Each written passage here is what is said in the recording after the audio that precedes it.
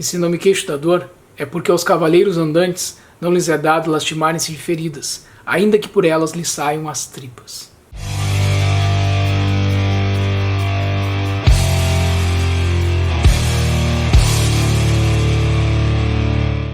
Chegando mais uma vez aqui no Sujeito Literário, hoje para conversar mais um pouco a respeito de Don Quixote de Miguel de Cervantes, obra esta que, para quem acompanha o canal, acompanha o perfil no Instagram do Sujeito Literário, sabe, é aquela que eu considero a grande leitura da minha vida, pelo tanto que me marcou, pelo tanto que me fez pensar sobre tudo que vivi até estes meus quase 40 anos estes que eu completo agora no mês de novembro. E por que eu resolvi trazer de novo aqui? Eu já desde o início tinha falado que ia trazer uma série de vídeos, já tem alguns aqui no canal, deixo a playlist para vocês acompanharem aí na descrição, de alguns destes episódios do livro que eu considero bastante marcantes. Hoje eu vou falar de um episódio que é talvez aquele mais conhecido quando se fala na obra do Miguel de Cervantes, mesmo para quem ainda não fez a leitura do livro, que é o episódio da Batalha de Don Quixote com os moinhos de vento. Então, a gente vai falar um pouco sobre isso, e eu vou falar um pouco do capítulo também, como é que ele se desenrola, porque o desfecho do que acontece neste capítulo, capítulo 8 do livro primeiro da obra de Don Quixote, ele vai se dar só no capítulo subsequente, no capítulo 9. Mas antes de começar a falar especificamente neste episódio, deixa eu mostrar aqui para vocês, recentemente adquirida esta obra de arte aqui, que é do Davi Conde, ele que é o artista aqui, que foi meu aluno lá no FPEL, quando dei aula de jornalismo por lá. E é algo fantástico que eu vou deixar mais próximo, talvez vocês consigam enxergar aí se eu aproximar aqui, ó, acho que agora deu o foco certinho. Vejam que é o Don Quixote com seu escudo e em cima aqui da sua cabeça os moinhos de vento, justamente por isso a referência a este capítulo, a este episódio. Ele tem várias obras de arte que fazem referência a Don Quixote e a outras obras da literatura, e eu vou deixar para vocês também aí na descrição o link para que vocês possam acompanhar então as obras de arte do Davi e do pai dele, os Condes, que são bastante conhecidos aqui em Pelotas, mas eu acredito que também possam estar enviando essas obras de arte para qualquer lugar do país. Se vocês entrarem em contato com eles, vocês vão ter mais informações, tá? Belíssima obra de arte, que acompanha agora também esta outra escultura que eu tenho aqui, onde nós temos essa que já é mais antiga, né? Don Quixote e o seu amigo Sancho Panza, seu fiel escudeiro, também o Rocinante, onde Don Quixote está montado. E aqui, assim, desta forma, eu vou construindo aos pouquinhos esta forma de homenagem que eu presto aqui a Miguel de Cervantes na figura deste personagem, que é um personagem para a nossa vida toda, pelos exemplos que ele acaba trazendo ali e que mesmo lá no século XVII, como uma sátira aos romances de cavalaria, pensados hoje, ganharam uma nova dimensão, um novo olhar, um olhar que é bastante filosófico, é bastante profundo, é bastante humano, é bastante solidário, é bastante tudo aquilo que a gente tanto precisa hoje e que está tão em falta aí nesta nossa relação entre pessoas que neste mundo hoje habitam e que se afastam cada vez mais dos sentimentos humanitários, né? Eu acho que, acima de tudo, essa obra ela diz um pouco sobre essa perspectiva de sermos capazes cada vez mais de nos colocarmos uns no lugar dos outros, né? Então aqui neste capítulo 8 do livro 1, sempre com aquele pequeno resumo, não sei se vai focar aí, né, que o livro traz em todas as suas edições, do que se trata cada capítulo. Então aqui diz assim: do bom sucesso que teve o valoroso Don Quixote na espantosa e jamais imaginada aventura dos moinhos de vento, com outros sucessos dignos de feliz recordação, porque após o episódio desta batalha, digamos assim, que Don Quixote trava com os moinhos de vento, ele vai se defrontar com uma outra situação que só vai ter desfecho no capítulo 9, mas pro final do vídeo eu comento com vocês também a respeito. Bom, o que a gente tem aqui, né? O que fala esse capítulo de modo geral e especificamente esse momento de uma batalha contra os moinhos de vento? Aqui até ele cita, quando começa o capítulo no diálogo com o Sancho Panza, ele vai dizendo que ali haviam em torno de 30, 40 moinhos com os quais eles vão se defrontar no caminhar deles. E aí, Don Quixote vai dizer assim: a aventura vai encaminhando os nossos negócios melhor do que soubemos desejar, porque vês ali, amigo Sancho Panza, onde se descobrem 30 ou mais desaforados gigantes com quem penso fazer batalha e tirar-lhes a todos a vida, e com cujos despojos começaríamos a enriquecer. Que esta é boa guerra e bom serviço faz a Deus, quem tira tão uma raça da face da terra. Então ele toma os moinhos de vento como gigantes, e esses gigantes estariam encantados. E aí o Sancho vai questionar ele, não é isso, que gigantes? Ele diz para Don Quixote. Don Quixote diz para ele: aqueles que ali vês, respondeu o amo, de braços tão compridos que alguns os têm de quase 2 léguas. Olhe bem vossa mercê, diz o escudeiro, que aquilo não são gigantes, são moinhos de vento. E o que parecem braços não são senão as velas, que tocadas do vento fazem trabalhar a moça.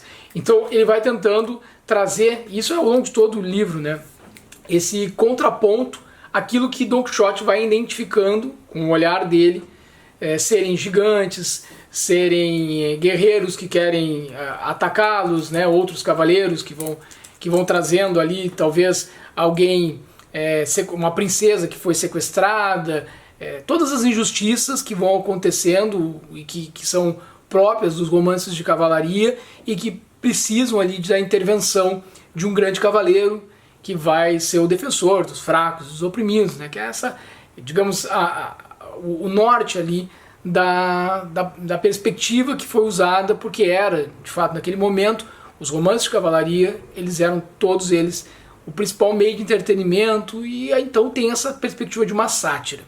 Mas, embora possa ser engraçado no primeiro olhar essa aventura com a qual ele se defronta, de ir de encontro, né? Ou seja, chocar-se contra os moinhos de vento que estariam atravessando o caminho deles ali, todos eles seriam gigantes, e que o Sancho Panza, ele vai dizer mais pra frente, não consegue enxergar que são gigantes porque eles estão encantados, então foram transformados em moinhos de vento, nos lembra e nos faz refletir a questão dos nossos esforços em vão.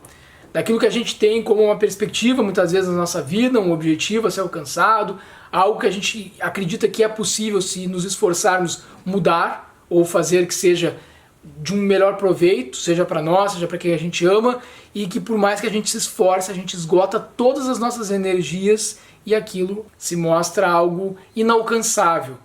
Então ele vai nos atentar para isso já neste primeiro momento aqui, quando ele traz esse diálogo. E é em torno da primeira, segunda, terceira página que tem um desfecho, né? A batalha, obviamente, mesmo para quem não leu o livro, pode pensar que ele vai ficar realmente todo esgualepado ali, se jogando em direção a esses moinhos de vento. O Sancho vai tentar convencê-lo, por fim, de que isso não tem cabimento, né, ele fazer isso, porque não teria como ele derrotar aqueles supostos gigantes, né? E ele vai falar, e a abertura desse vídeo, a respeito de que ele não se queixa das dores, né? Que ao cavaleiro não é dado esse direito de queixar-se, esse direito, digamos, de ficar se lamentando por algo que não foi bem sucedido. Então, assim, queixar-se não adianta nada, não leva a nada. Por mais que nós nos esforcemos, por mais que nós nos frustremos com algumas questões, ou seja, a frustração também é trazida aqui como algo importante para a gente pensar, aquilo que nos deixou muito tocado, né, de uma forma negativa, não será superado na nossa caminhada, na nossa aventura pela vida, se ficarmos apenas reclamando. Então isso também é presente aqui no início. E aí, mais adiante, tem uma outra frase aqui interessante, né, do diálogo de Don Quixote com Sancho Panza, que Don Quixote vai dizer assim: aqui, disse Don Quixote, podemos, Sancho Panza amigo, meter os braços até os cotovelos no que chamam aventuras, mas adverte que, ainda que me vejas nos maiores perigos do mundo, não hás de te meter mão à espada para me defender, salvo se vires que os que me agravam são canalha e gente baixa, que nesse caso pode ajudar-me. Porém, se forem cavaleiros, de modo algum te é lícito, nem concedido nas leis da cavalaria, que me socorras enquanto não fores armado cavaleiro. Então ele quer manter os seus princípios, mesmo dentro de uma perspectiva de que ele teria perdido as suas capacidades mentais, ele teria enlouquecido, ele mantém muito forte a questão também da honra. Por mais que ele esteja passando por um aperto muito grande, ele, enquanto cavaleiro, terá de superar essas adversidades sozinho.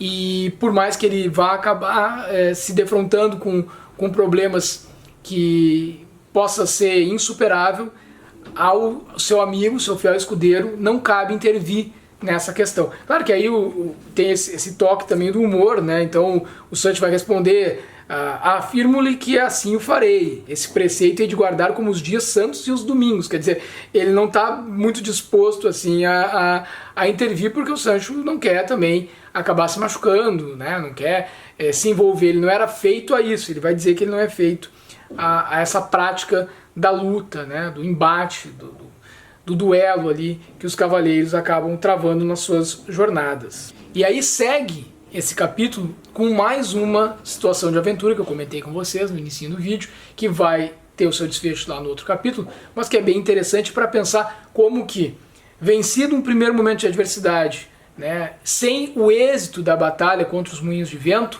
ele segue tocando a vida dele, ele não se deixa abater por esta derrota, por esta impossibilidade de superar os tais gigantes que teriam sido encantados, transformados em moinhos de vento, e ele vai, mesmo com estes esforços que não foram suficientes para superar esse momento importante da sua jornada, da sua vida, tocar adiante e se defrontar com outros desafios. E o próximo desafio, ele vê adiante, vindo na direção deles, um grupo de pessoas. A princípio ele vê 2 cavaleiros na imagem dele que vinham à frente e estariam teoricamente conduzindo uma outra carruagem atrás deles, e que na visão de Don Quixote, quando ele fala para o Sancho Panza, é que lá dentro dessa carruagem havia uma princesa que teria sido raptada. E aí, de novo, o Sancho Panza diz: não, mas olha bem, pelo amor de Deus, né? Ali, o que vem ali à frente desta carruagem são 2 padres. 2 padres que pela vestimenta eles identificam da ordem de São Bento. E eles nem estariam junto com a carruagem viria na estrada, no caminho ali atrás deles, mas não teria diretamente uma relação entre estes frades e a carruagem que seguia logo atrás, que era de uma senhora que vivia numa província da Espanha, Biscaia, e ela estaria se dirigindo até Sevilha para encontrar o seu marido. Não era uma princesa, né? E ela estaria ali dentro daquela carruagem. E havia também, no entorno ali, haviam outras pessoas, né? Inclusive um escudeiro que estaria conduzindo esta senhora até o destino dela, que era Sevilha. Bom, Don Quixote não se convence da explicação de Sancho Panza, de que ali eram 2 padres, e investe contra estes frades, né, ou padres. O primeiro consegue fugir antes de ser alvejado por Don Quixote, o segundo cai do cavalo e tem um alvoroço, e quando ele vai até essa carruagem, que teve que parar no meio do caminho por todo esse rebuliço, e conversa com essa senhora que não estava entendendo nada, né, chama ela de princesa, pede que ela volte e vá até El Toboso para que ela fale para Dulcinea, que é o grande amor, né, a grande musa inspiradora de Don Quixote, que também tem episódios interessantes aqui para a gente falar mais para frente sobre essa relação, esse amor imaginado por Don Quixote em relação a Dulcinea, e que ela volte lá, essa senhora, então, com a carruagem, para falar dos esforços que ele fez, e é só isso que ele iria cobrar por ter salvado ela desse sequestro e tudo mais, e ela não está entendendo nada, e aí tem um escudeiro ali junto dela, e ele agarra a lança do Don Quixote e diz: olha, sai daqui, porque senão o bicho vai pegar, a gente vai quebrar o pau aqui, né? Eu não quero nem saber se tu é maluco, o que tu é, eu vou para cima de ti. E Don Quixote, né, primeiro ele desdenha, porque diz que ele não é cavaleiro, ele não iria lutar contra ele, mas a coisa começa a ficar um pouco mais encrespada, e aí eles travam um embate que só vai ter desfecho, então, no capítulo 9, o escudeiro e Don Quixote. Tá? Assim, essa saída de um capítulo para o outro, nessa passagem de uma aventura dos moinhos de vento para esse outro momento, e esse fim que terá só no outro capítulo, deixa uma série de situações em aberto também, que é para aguçar a vontade de fazer a leitura mais adiante, mas que diz bastante a respeito de como que vão se interconectando essas aventuras. Então, quer dizer, eu vou trazer outras delas aqui, acredito, até peço para quem está assistindo o canal, se realmente gosta, né, quer ouvir um pouco mais a respeito disso. Eu realmente acho que é um livro que tem muitas perspectivas para que a gente possa refletir, para que a gente possa pensar em como trazer estas aventuras para as nossas aventuras da vida, do dia a dia. Mas o que me marca bastante aqui, então, tanto numa situação quanto na outra, é que Don Quixote, ele já nos primeiros vídeos que eu gravei no canal a respeito do livro, vocês já sabem, para quem acompanha eu já falei sobre isso. Ele que é tido como um louco, né? Alguém que enlouqueceu de tanto ler livros de cavalaria, ele mantém princípios, e o olhar que ele faz, o esforço que ele tem, seja esse esforço em derrotar os gigantes que estariam encantados, né? Ou salvar uma princesa que teoricamente vinha ali enclausurada dentro de uma carroça, né? Dentro de uma charrete ali, que a levava, aquela carruagem, para um destino que ele mal sabia o que era, nem quem ela era. Tudo isso é um olhar que ele lança para os acontecimentos da vida, mas ele lança esse olhar partindo de um lugar de fala, né? Os pés dele pisam em um espaço, digamos assim, um terreno fértil, que ele pode ser dado à imaginação e ao escárnio, né? A piada com os romances de cavalaria, quanto também ele pode ser um terreno fértil para a gente imaginar como que nós nos defrontamos com diversas situações na nossa vida e a gente insiste muitas vezes em algo e tenta mostrar para os outros, é só a gente enxerga aquilo e a gente é tido também como loucos, né? Ou como uma pessoa que está ali dando murro em ponto de faca. Não vai conseguir, não é por aí.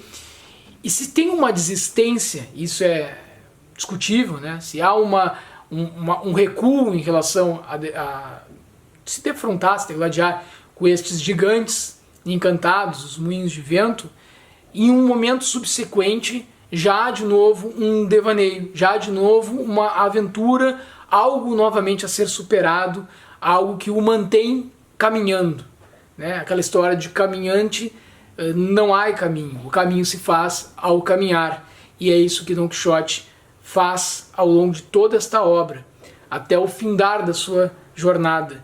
Ele vai sempre caminhando, independente de ser na batalha com a qual ele vai se defrontar e vai travar, ele sai vitorioso, ele tem êxito ou não. E esta é uma grande lição para todos nós e que nos ajuda a fazer uma leitura bastante proveitosa dos dias que passamos aqui, por isto que chamamos de vida. Um grande abraço e até a próxima. Tchau, tchau.